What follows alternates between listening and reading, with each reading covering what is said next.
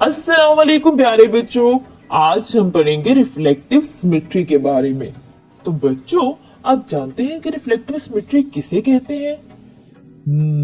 तो चलें मैं आपको बताती हूँ कि रिफ्लेक्टिव सिमेट्री किसे कहते हैं। A shape, when we cut it into two equal parts, then its two halves have same shape and same size. This kind of shape is called symmetrical.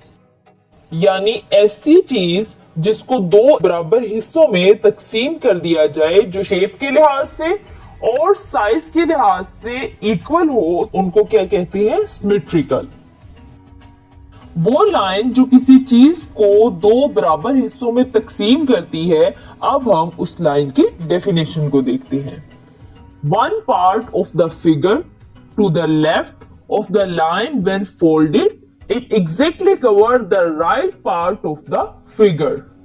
This line is called line of symmetry.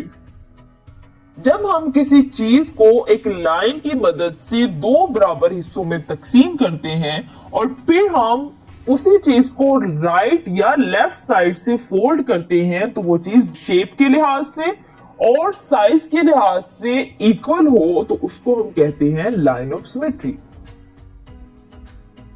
अब आप यहाँ पे देख रहे हैं ए, इसको एक line दो बराबर हिस्सों में तकसीम कर रही है और ये लाइन लाइन ऑफ सिमेट्री कहलाती है। तो बच्चों, अब यहाँ पे आप एक एरोप्लेन देख रहे हैं। एरोप्लेन में ये वाली जो लाइन है, ये लाइन ऑफ सिमेट्री है। कैसे? इस लाइन ने इस शेप को दो इक्वल पार्ट्स में डिवाइड कर दिया, तो इसका मतलब ये हुआ कि ये लाइन ऑफ सिमेट्री है।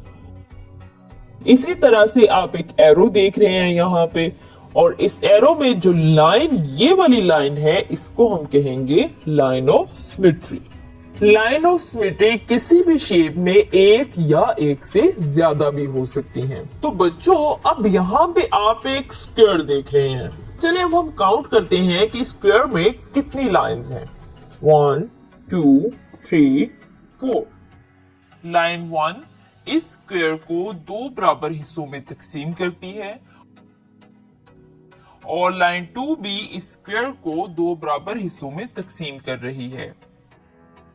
अब अगर हम लाइन 3 को देखें तो ये भी इस स्क्वायर को दो बराबर हिस्सों में तकसीम करती है। बिल्कुल इसी तरह से लाइन 4 भी इस स्क्वायर को दो बराबर हिस्सों में तकसीम कर रही है। तो इसका मतलब ये हुआ कि ये चारों लाइंस जो हैं, ये लाइंस ऑफ सिमेट्री हैं। अब आप यहाँ पे देख रहे हैं ट्राइंगल। अब हम देखते हैं कि ट्राइंगल में कितनी लाइंस हैं। 1 2 3। ट्राइंगल में 3 लाइंस हैं। हर लाइन इस शेप को दो बराबर हिस्सों में तकसीम कर रही है। लाइन 1 ट्राइंगल को दो बराबर हिस्सों में तकसीम करती है। इसी तरह लाइन 2 भी ट्राइंगल को दो बराबर हिस्सों में तकसीम करती है।